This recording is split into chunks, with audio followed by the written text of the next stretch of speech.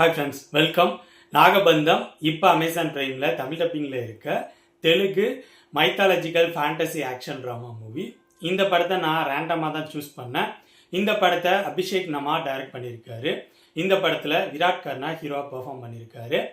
இந்த படத்தோட ஸ்டோரி என்ன, இந்த படம் எப்படி இருந்துச்சு அப்படிங்கிறத பார்க்குறதுக்கு முன்னாடி என்னோட வீடியோஸ் பாருங்கள். பிடிச்சிருந்தால் லைக் பண்ணுங்கள், கமெண்ட் பண்ணுங்கள், ஷேர் பண்ணுங்கள். அப்படியே என்னோட சேனலை சப்ஸ்கிரைப் பண்ணுங்க. இந்த படத்தோட ஸ்டோரியை இவங்க படத்தில் காட்டின மாரி சொன்னால் கொஞ்சம் கன்ஃபியூஸ் பண்ணுற மாரி இருக்கும். ஸோ நான் சிம்பிளாக சொல்கிறேன். ஒரு பக்கம் பிரம்மகமலம் அப்படிங்கிற ஒரு புராதன பொருளை வில்லன்கள் 2 பேர் தேடிட்டு இருக்காங்க. 2 பேரும் ஒரே கேங் தான். எதுக்கு தேடுறாங்கன்னா, அந்த பிரம்மகமலத்தை வச்சுக்கிட்டு பூமியில் பிரம்மாவால் உருவாக்கப்பட்ட அதிசய கதவை திறக்க முடியும். அந்த கதவுக்கு பின்னாடி என்ன இருக்குது அப்படிங்கிறத இவங்க சொல்ல மாட்டாங்க.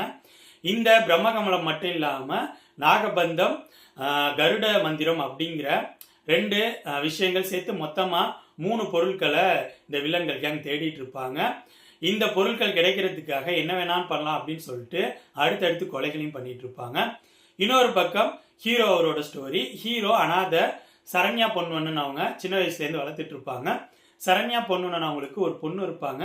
ஹீரோவும் அந்த பொண்ணும் அண்ணன் தங்கச்சியாக ரொம்ப பாசமாக வளர்ந்துருப்பாங்க. 2 பேரும் ரொம்ப பாசமாக இருப்பாங்க. அந்த பொண்ணுக்கு மேரேஜ் அரேஞ்ச் பண்ணியிருப்பாங்க. அந்த மேரேஜில் சில பிரச்சனைகள் இருக்கும். அது மட்டும் இல்லாமல் கடன் தொல்லையும் இருக்கும். ஸோ ஹீரோ பணம் எப்படியாவது சம்பாதிக்கணும், அந்த கடனை அடைக்கிறதுக்கு அப்படிங்கிற மாரி ட்ரை பண்ணிட்டு இருப்பாரு. ஒரு கட்டத்தில் வில்லனோட ஸ்டோரியும் ஹீரோட ஸ்டோரியும் கனெக்ட் ஆக ஆரம்பிக்கும். அதை தொடர்ந்து படத்தில் நடக்கிற சம்பவங்கள் தான் நாகபந்தம். இந்த படத்தோட டெக்னிக்கல் விஷயங்கள் எனக்கு நல்லா இருக்கிற மாதிரி தான் இருந்துச்சு.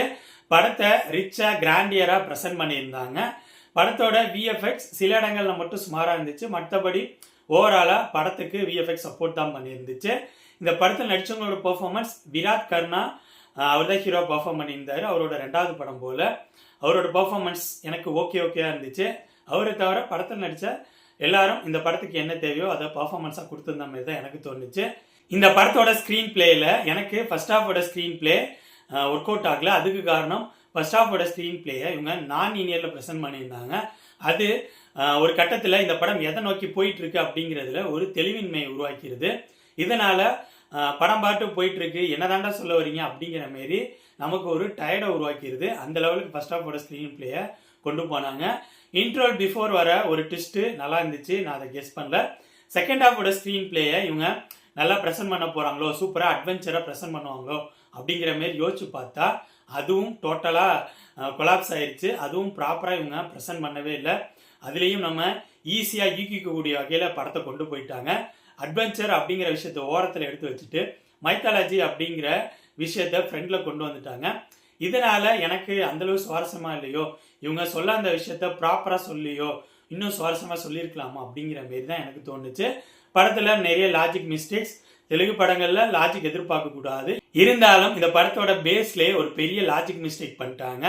ஓவராலாக சொல்லணும்னா என்னை பொறுத்த வரைக்கும் நாகபந்தம் நல்ல அட்வென்ச்சர் ஆக்ஷன் த்ரில்லருக்கு ஏற்ற ஸ்டோரி அவுட்லைனை வச்சுக்கிட்டு ஸ்க்ரீன் பிளேயில் டோட்டலாக சொதப்பின படம். சொதப்பன்னு சொதப்பிட்டாங்க அப்படிங்கிற மாதிரி தான் எனக்கு ஃபீல் உருவாக்குனுச்சு. என்னை பொறுத்த வரைக்கும் இந்த படம் பிலோ ஆவரேஜ் மூவி. ஸோ என்னோட ரிவ்யூ பேஸ் பண்ணி முடிவு பண்ணிக்கோங்க இந்த படத்தை பார்க்கலாமா வேணாமான்னு. இந்த படம் அமேசான் பிரைமில் தமிழ் டப்பிங்லேயே இருக்குது. நாகபந்தம் படத்தை பற்றி என்னோட விமர்சனம் இது. அடுத்த வீடியோவில் இன்னொரு படத்தோட ரிவ்யூவோடு சந்திப்போம். பாய்.